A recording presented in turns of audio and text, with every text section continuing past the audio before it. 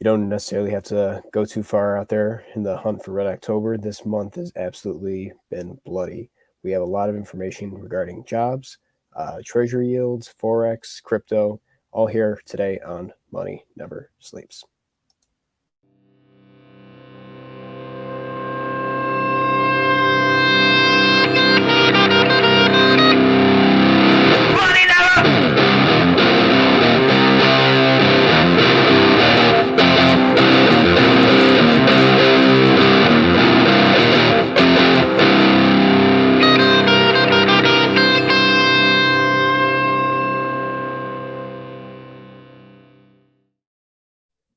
Good morning, everyone. Thank you for being here.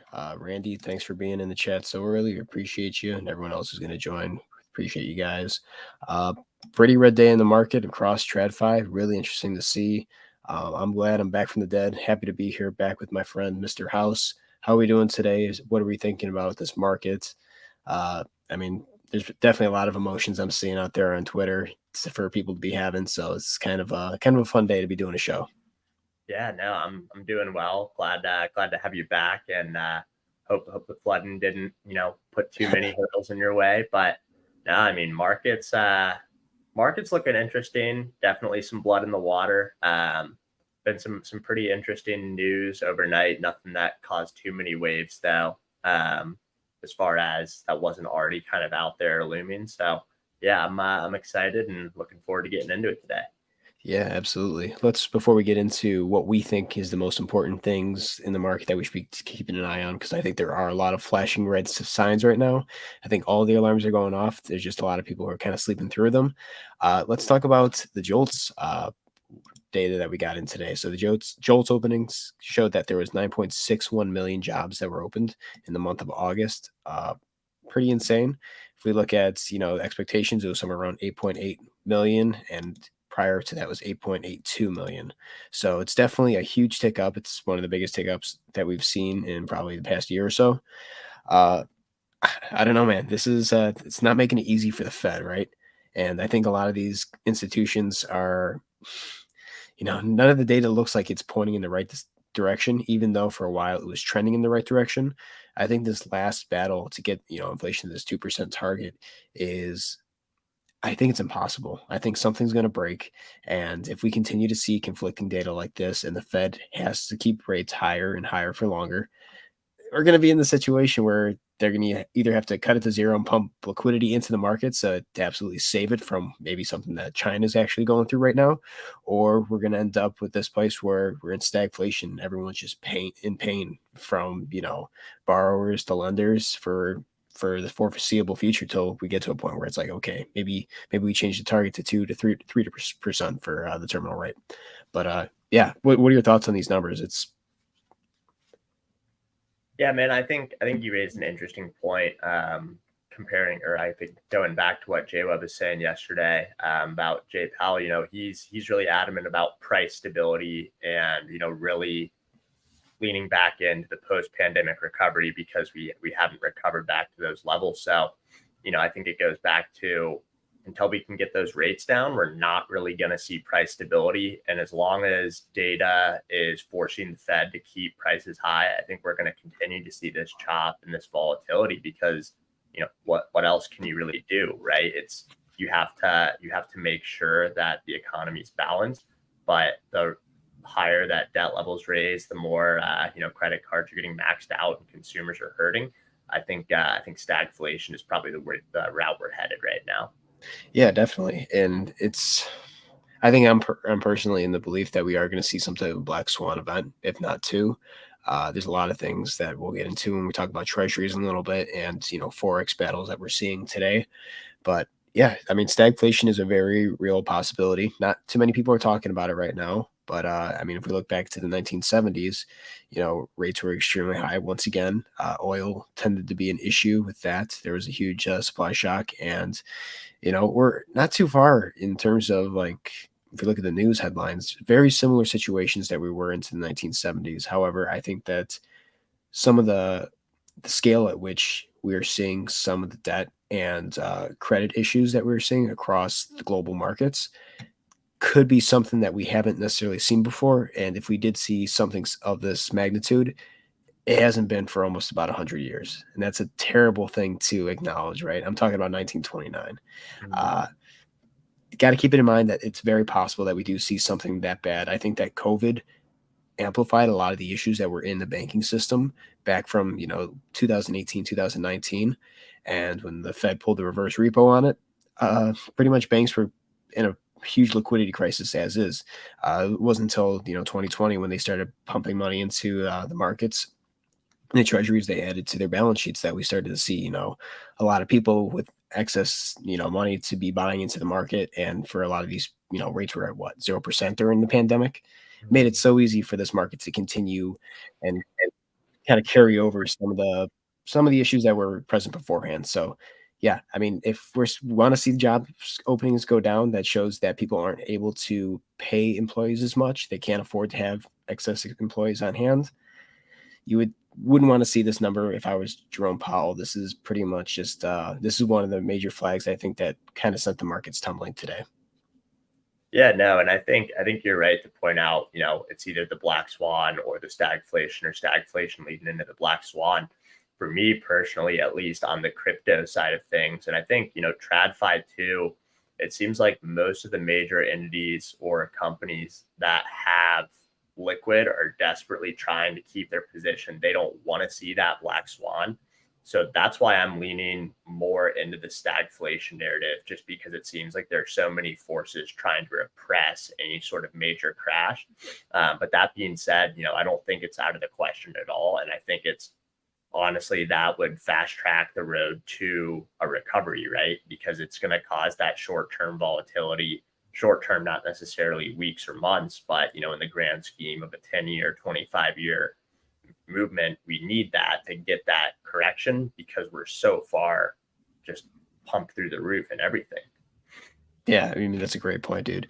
Uh, I do think that a lot of institutions are really trying to prevent the oncoming black swan that is inevitable, I think, in my opinion. Or that's why it's definitely going to just be painful for, I think, maybe some smaller businesses and people, consumers, just not necessarily investors, right? I think some people who are, well equipped to survive a period of stagflation are going to be fine. But, I think this will absolutely destroy, smaller banks. It's going to hurt definitely consumers at it's again, inflation is a blind tax. It exists, and it's going to impact your prices and goods. You might not have as many jobs because they're going to have to continue to raise rates. It's going to be absolute bloodbath. But you did bring up a really good point, how they don't want this market to drop, right? Uh, we'll talk about some of these exchanges doing some funny shit in a few minutes, but I do want to take a look real quick at some forex and treasury yields real quick, because I think this is another reason why we're starting to see maybe some sentiment in the market absolutely dump. Let's pull up the U.S. Treasuries for the time being. This is on CNBC. This is really interesting to me because we can see, for the most part, these are really high yields that these are offering, right? You can see that 3 month is offering 5.5%. We're seeing, the 2 year is at 5.14%. The 30 year actually shot up today to 4.91%. I mean, there's a good chance that we could see, if these continue to rise. Imagine if we were in a place where all the yields are above 5%, right? That'd be, very catastrophic. Shows that the money markets are going to be doing probably stronger than, equities and stuff like that. And you can't really blame people for moving their money into this. This is pretty much a guaranteed, return in a market that seems extremely volatile, right? So as long as you're not doing what the banks did and buying these at 1%, and then rates continue to go up, yeah, I can't blame people for moving money into the treasuries. And again, this market could absolutely collapse if there is some issue. If treasuries start to sell off, obviously that's one concern that we do have. Maybe from Japan, who's trying to get shit under control. I don't know if they'll get it there, but yeah, treasuries looking pretty good. This is just something that's, I think, a lot of people have to keep in mind. If treasuries remain high, not really going to be that much strength there for equities. Yeah, no, I mean, I think you nailed it. And, it's something that you and JWeb have really been pressing on here. I think we'll have to go back and find the first timestamp when, I can't remember if it was you or JWeb, but one of you put out a tweet and said it on the show. Next 6 months, T bills are going to outpace any of your returns on crypto or in the market. And I mean, it's holding true. You're getting a steady, like near 5% yield.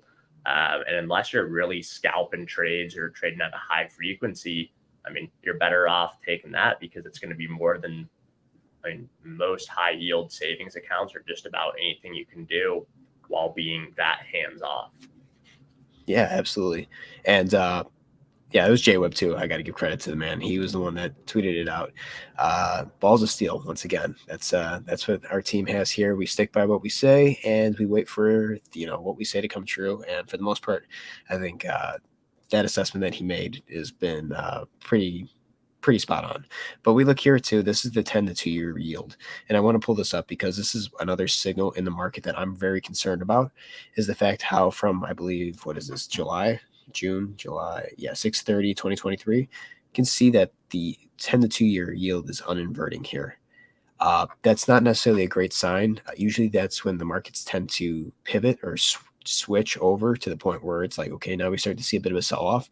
And I think this was a really good sign that we probably should have been paying attention to a little bit earlier because now we're starting to see, look, July, let's say July, that was with XRP and that pretty much got proved that it wasn't security. It started shooting up. The market was just very euphoric at that point. Nvidia could do nothing wrong for the time being.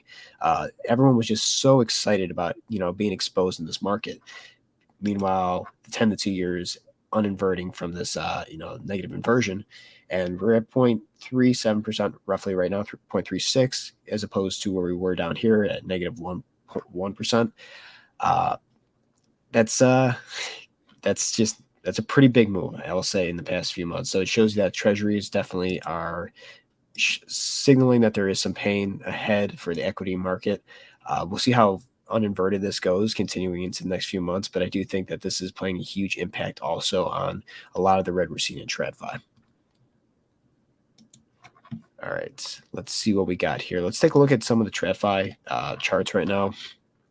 It's really still a pretty bloodbath. I mean, it was a lot lower earlier, but let's keep an eye on some of these things that are going on here. Let's pull up the S&P. S&P real quick. We just want to take a look at this. We talked about that level of 4250 being really important. We're below it right now. We shot all the way down to 42. What is that? 42.23. We're at 42.35 right now. We're down about 53 points, so we're down about 1.25%. I want to see a close below this. I think that's a really important level, and I think that the machines and a lot of these trading desks are definitely going to sell off at this period. Again, we're seeing that the 50 moving average is coming down on the daily. Got the 200 right here. Close below the 200 and consistent closes below the 200. Not a great sign for TradFi. And again, the 4250 level, I think this is going to be a huge one for a lot of institutions where if we start to see price go down here, there might be a lot more sell orders as it continues to cascade. But this I think, is a really pivotal level. We're seeing, the fact that we're below it right now is really important. I think that the S&P is just in a place where, people are starting to take profit. And if they did take profit, maybe they're starting to see some of these warning signs as well. Yeah, no, I mean, my portfolio has been bleeding these past couple of weeks. I definitely have not been taking profit, and yeah, I think I'm gonna be in for pretty brutal next few weeks or months, but that's okay. We got that long-term outlook, so full steam ahead. We're prepared to weather the storm. Should I be an asshole now, or should I be an asshole later? No, you should be an asshole now. I know it's impossible for me not to be. Let's go back to 2008. And again, I always pull up 2008 because that's the recession or the Great Recession that I lived through. I wasn't around in 1929, so I don't have perspective on that. I can only look at the charts, but this is a really interesting play. We see that from here in October of 2007 to May of 2008, we put in lower highs, right? We kept finding resistance on this line up here, and from the height to the low point, we were roughly, let's see, go from top to bottom, we dropped about 57.51%, right? So remember this pattern and remember 57.51%. And if my memory serves me right, let's go up here and we can see that we're putting in another pattern where we hit this level of resistance. I don't think we're going to push up higher than this, just given how the sentiment is right now and a lot of what's going on. We pull this up on the weekly so we can kind of get a good assessment. But let's say from the top of this move here to, where did I have it? Yeah, it's all the way down here. It's actually a pretty steep drop, but I was doing the math and I like to have fun. I like being an asshole sometimes, but this puts us at around 52%, the height from where we were back in roughly, what is that, May, June top up here. That would put us at 52%, and that brings us all the way down to the COVID low, somewhere between 2163 and 2351. And if we go to the height of this market here in this November, December of 2021, all the way down brings us to about 56%. So pretty it's pretty similar fractal if we are going to see the markets play out in that way. I think there is liquidity down at that COVID low. I think it all began with COVID in terms of the stupidity of pumping this market full of money that we probably shouldn't have to the extent of which we did. And now we have to see that entire. I think that entirety needs to reverse. So for me personally, I know it's a pretty big long shot, but I do think that this is a level that I'm going to keep an eye on for the S&P. I think it's going to be painful, but I think once the dust settles, that's going to offer a healthy the market to be healthy and rational once again. So this is my target for right now. I'm not saying that's financial advice by any means. Again, once everything we say on the show is not financial advice. We're not financial advisors. Has to be said, guys. But yeah, S&P. That's my asshole level down here. So if you want to say that's never going to happen or it's going to happen, be my No, guest. I mean, But I completely think like, we get that black swan we're looking for, or just long-term stagflation, and people need to pay off debt at some point. They're going to start, if you don't have risky assets like crypto, NFTs, whatever else you could be in, at some point you really hit that painful level. They're going to need to start dipping into stocks or wherever else you can pull liquid out of, right? So, no, I don't think that's out of the question. But I just I like to self pump my own bags, at least internally. But no, you got to get that reality check every now and then, so that way you don't get caught up in your own ego. yeah, I mean, and again, I know I'm the most bearish person on earth, right? I think naturally I'm just a very skeptical person, and I think that's what helps me kind of sift through the bullshit in the markets. I don't necessarily believe in what a lot of people say, and I kind of just believe this based off the charts, and I hope that I don't hope anything actually. I kind of just think that this is the way the market is heading in that direction. The black swan, like you said, is probably going to be something that helps us get closer to that, but it depends on how many black swans we have, right? So that's something we have to keep in mind. I don't want to go too much into the Nasdaq or the Dow. Obviously, we're down about $237 for the Nasdaq right now. We're down 1.6%, and then for the Dow, we're down about 356 points, 1.06%. We're clearly below this important level here. We broke through the 50 moving average on the weekly, and we can see that we're below that 34,347. So I don't think we're that far from seeing sub 33 in the Dow. Obviously, we're at 74 points above that right now. And then for the NASDAQ, we are currently, heading towards this level of key support that I think we need to break. We bounced off it right here at 14,416. We're currently at 14,599. So another bad day in October. I don't think we're going to be I think we'll find this to become resistance, and then their 50 moving average on the weekly to be support. So we're going to keep an eye on that. I think the Nasdaq is definitely seeing a day that probably is going to be probably going to help us get closer to that target. So that's what I'm seeing on the TradFi front. Excuse me. But we do have to talk about a few other things, and then we'll get into the crypto stuff because I think that's some important, fun stuff that we always do, especially you and me being younger, and this being the Moon Boys' favorite thing to pump all the time on Twitter. But let's talk about the dollar because the dollar is important too, right? Months ago, I said that once we finish this channel, we would break to the upside. We're looking for 12 straight weeks of DXY being green. That's amazing. That's 3 months of just nonstop up. It's slowly but surely, at first it was going up, and now finally we're starting to pick up steam. We broke through a key level of resistance, and we're at support levels. We bounced off this green line, and we actually went above it here at 107.334. Once we start closing above it, I'll get rid of this line, and we'll look for the next level of resistance, which is probably 109.169. But I think the reason that we saw the dollar shoot up above and then back down is because we're starting to see Japan kind of give a fuck when it comes to their currency.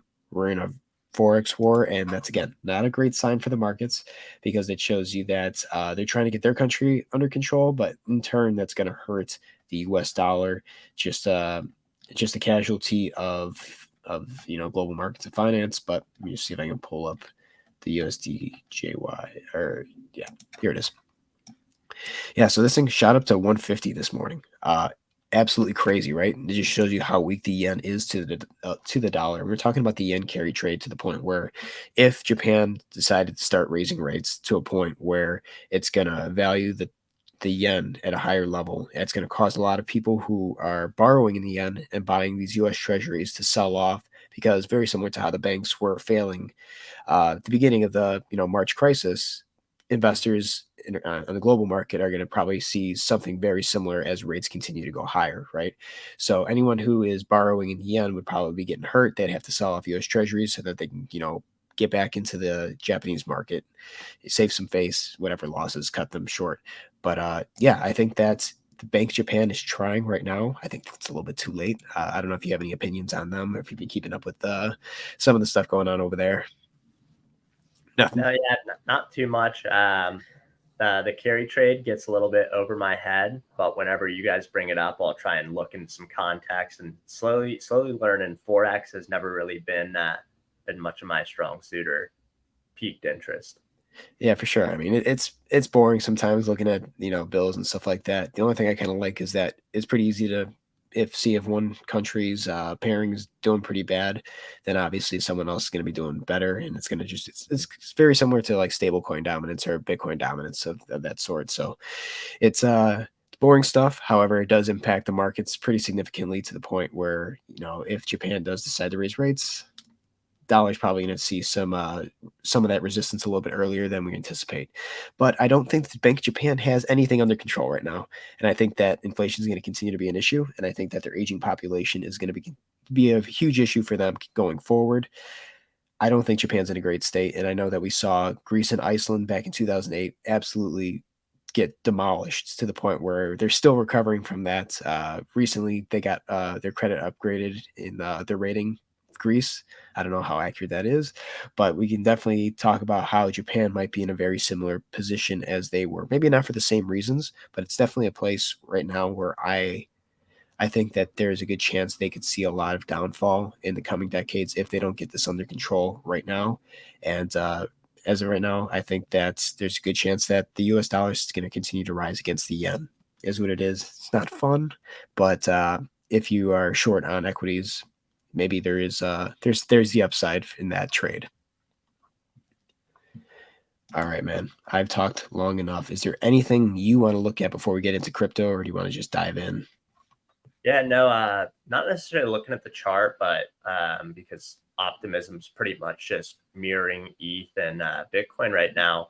But Optimism had a pretty significant announcement. So they announced that they have their fraud proof live to the Goerli testnet on Optimism. So essentially, one of the arguments against optimistic rollups compared to ZK proofs is it really relies on Ethereum's security. Um, so it doesn't really have that much security within the L2 itself. So with adding in this fraud protection proof, this is something that inhibits what could now happen, where a single attacker could start, finalizing fraudulent transactions on the block space, and then once the block's sealed, they can't revert that. So that would come into play where Optimism would potentially have to, if it was significant enough, fork and then pretty much say, nope, we're no longer having that as a valid transaction. So not necessarily the same level to the ETH fork way back in the 2017, 2018 time, but something to keep an eye on, because Optimism, having their correlation with Base running on the op stack, Base's engineers, being the secondary dev team. I thought that was interesting. And then also on the Optimism front, the Parliament of Kenya has become the latest country to have an inquiry against WorldCoin, which is also launched on the OpStack. That's Sam Altman, the founder of OpenAI, his brainchild as kind of the universal basic income solution. But that's getting shut down in Kenya. A bunch of European countries have already said we're not really sure how we feel about this. With a lot of the Consumer Data Protection Act. So I think Optimism is something to just keep an eye out for. Not really sure where it's going to head from a pricing perspective, especially because the chief legal officer of Base and Coinbase, he said if there is regulatory clarity, it's not out of the question for Base to drop a token. So, not sure how base would overpower op or what that would look like. But just some interesting stuff happening into that side of development. Sorry, I was muted there for a second. Yeah, dude, I personally have never looked at optimism until you started talking about it.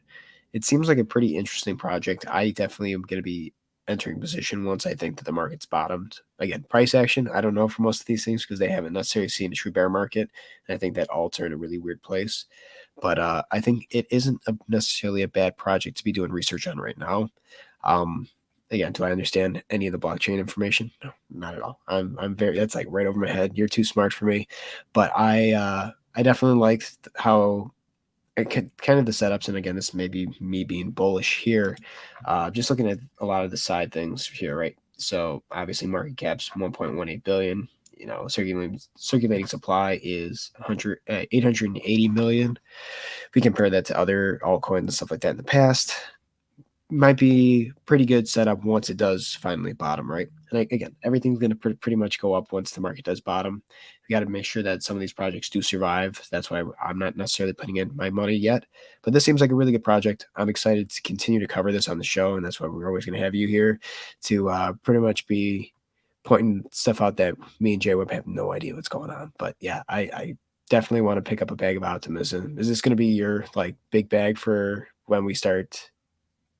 See, I'm not sure. I'm looking at a bunch of layer twos because I think there's a few interesting things going on where you had the free NFT company, which has been acquired by Limit Break. They just minted something like 1 million NFTs and are closing in on just upping that number to 9 figures and then 10 figures for really cheap on Ethereum L1. And they're trying to say that makes L2s irrelevant. I don't think that's uh, absolutely true, or I think it's more of a marketing gimmick. But no, I think it's interesting to look at tokens like Optimism, Arbitrum, Matic, and really just see where those end up going. I don't know that all of them survive 10, 20 years from now, because ultimately, as development furthers, there's probably going to become significant changes that mark people out of the ecosystem. But from a pricing perspective, because you mentioned, they've never seen a bear market, one of the things to keep in mind with some of these newer projects as well is their token unlock schedules, right? Because you can get investors who are just wanting their token, going to dump it. They bought in because they knew, hey, I can get in on this token early if the project's successful. I have a bag and I helped, contribute to funding out what could be the next great L2. But at the same time, you've got that. And then Optimism did sell, I think it was like 116 million tokens in a private sale at an undisclosed price. So like that's the other thing too, is watching the foundations. They need money to give out grants. They need money to, help support developers and growing the network. So just watching some of those things as well and making sure, you're not buying the day before a massive token unlock and then you get upset when the price goes down if someone decides to sell all their token. So yeah, just a few things to keep in mind looking at some of the layer twos that are, more recently token released. Definitely. Release schedule in a bear market is going to be really important whenever they unlock.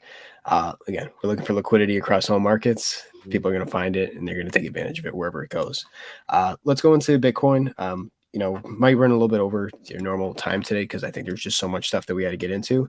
It's not going to be much longer, but I just want to talk about a few things that we're seeing with Bitcoin, some of the issues I'm having with some of the major exchanges, and then we can talk about the banking sector to wrap up and how credit is going to continue to be an issue going forward. But right here, we're going to see that. Let me get rid of some of these charts, some of these lines. I know, crazy man here. There's cat ladies, and then there's line guys, and I'm a line guy. But this is where we're seeing Bitcoin on the daily. You can see that we shot up all the way to 28,580, right? Did we shoot up all the way? Fuck, did we?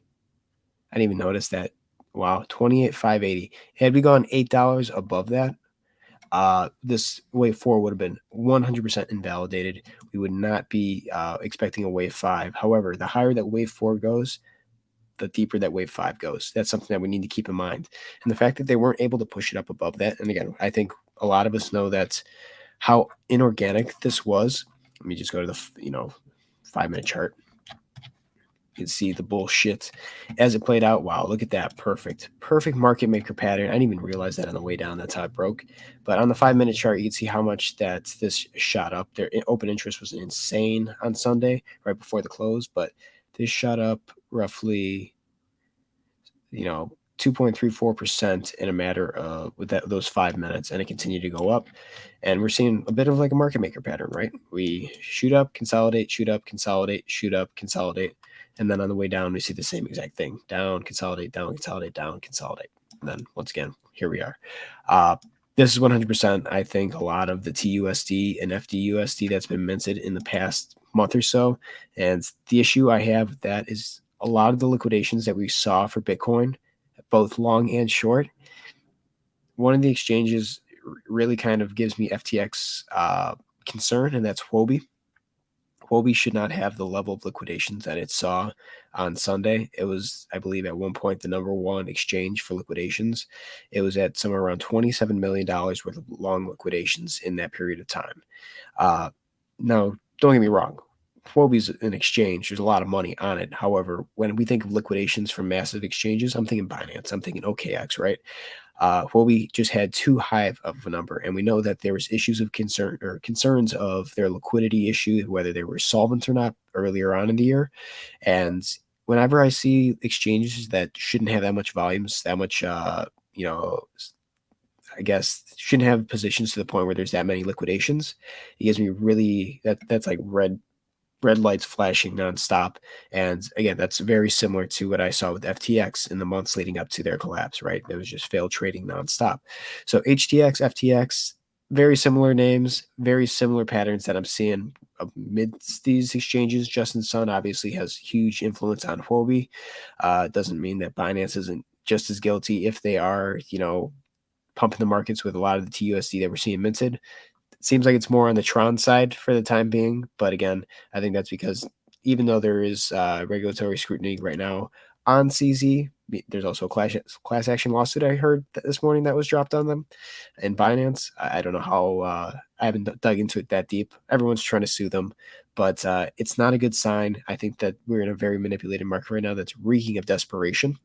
And since we're going to go back to this real quick on Bitcoin's end, and again, sorry if I'm sound whinier today. I am so sick right now. But yeah, here we are. Let's do the wave cut real quick because it's going to be really easy.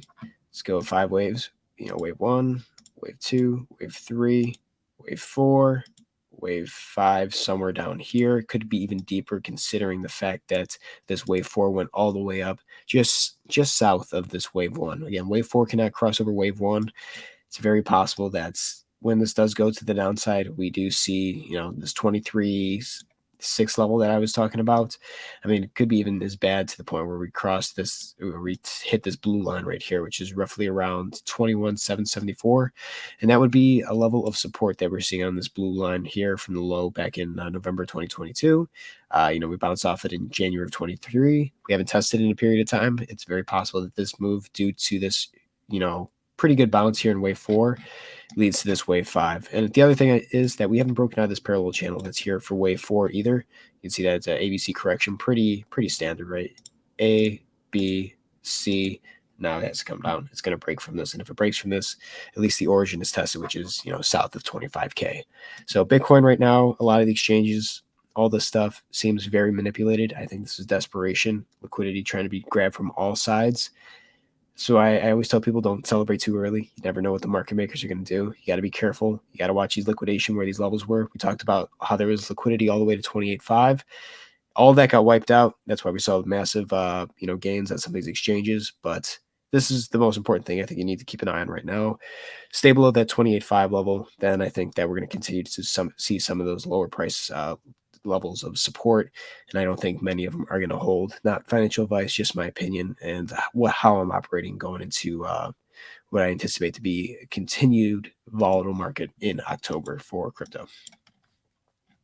Yeah, no, I think you had some good call outs right there. I think we're going to have a lot of moon boys calling for Uptober, and that the previous weekend was foreshadowing what's to come today, yesterday.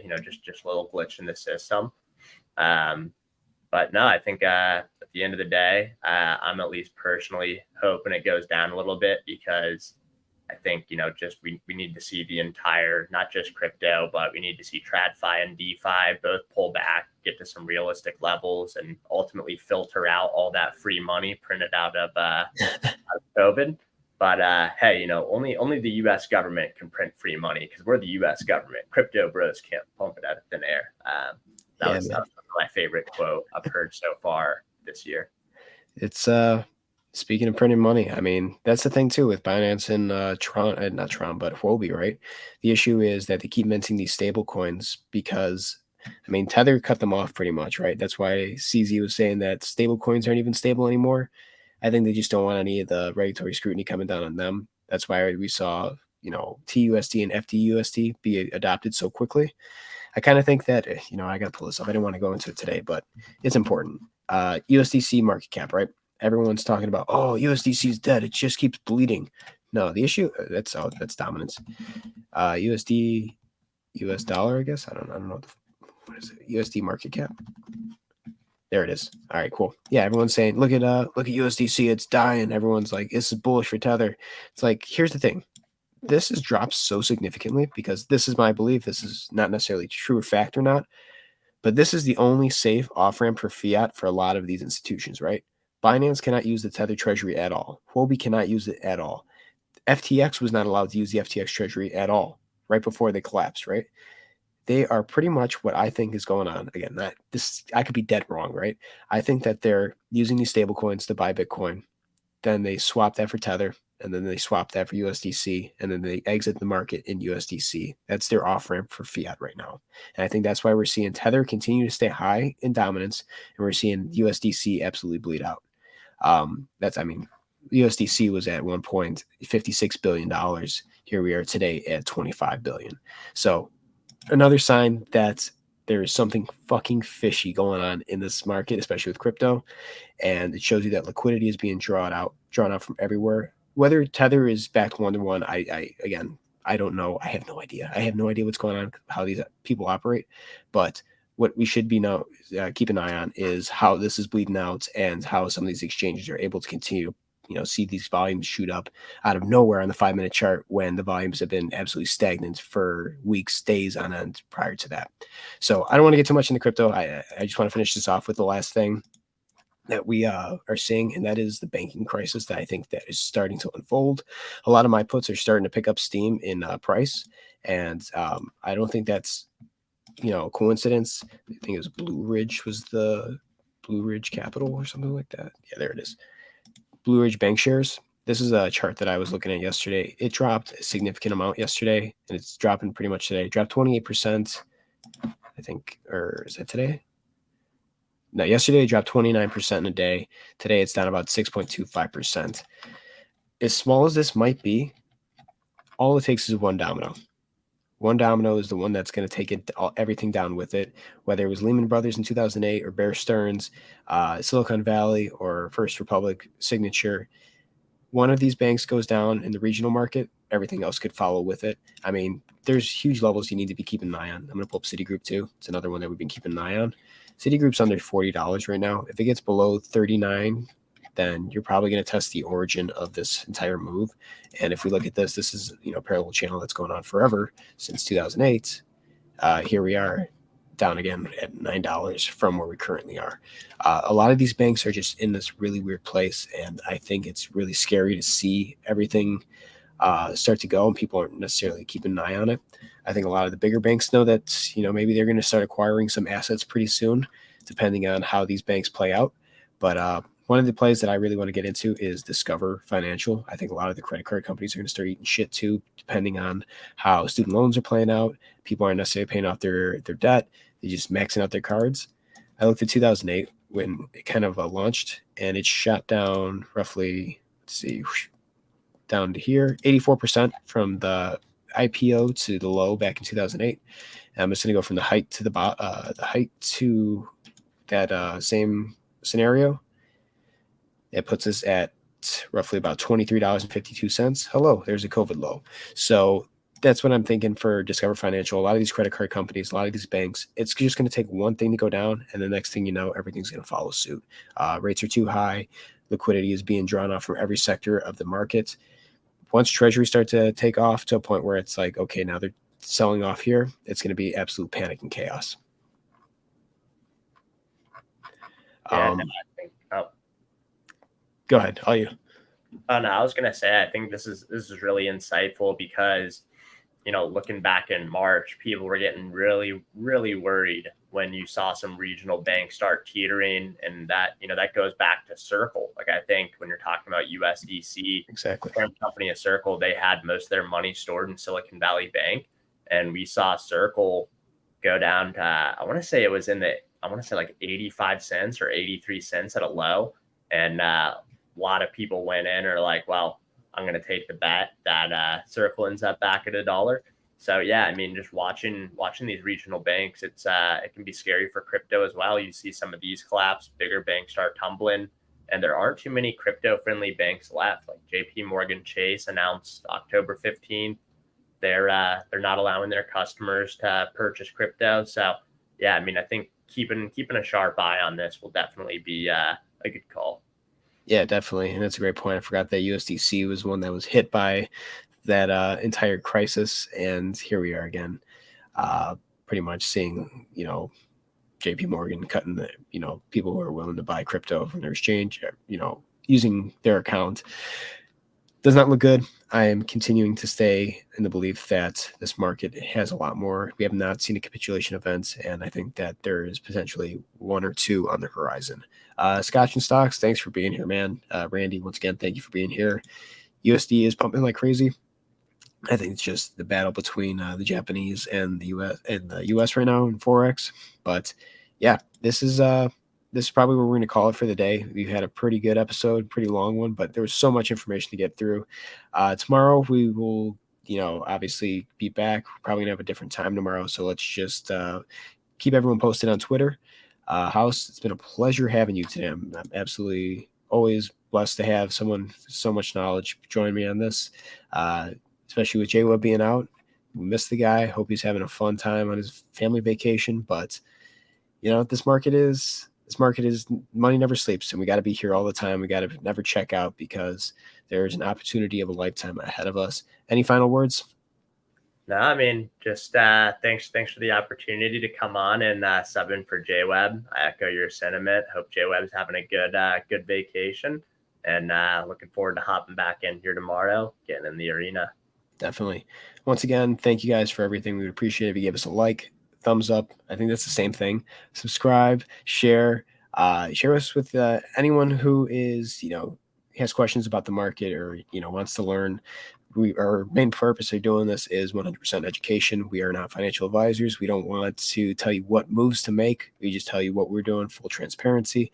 I think that we are in a place that is great for the space because we're building in a bear market, and come the bull market, we're going to be prepared and hope that everyone is getting some insight from the news and the information that we digest probably 24/7 in this market. So thank you guys for being here.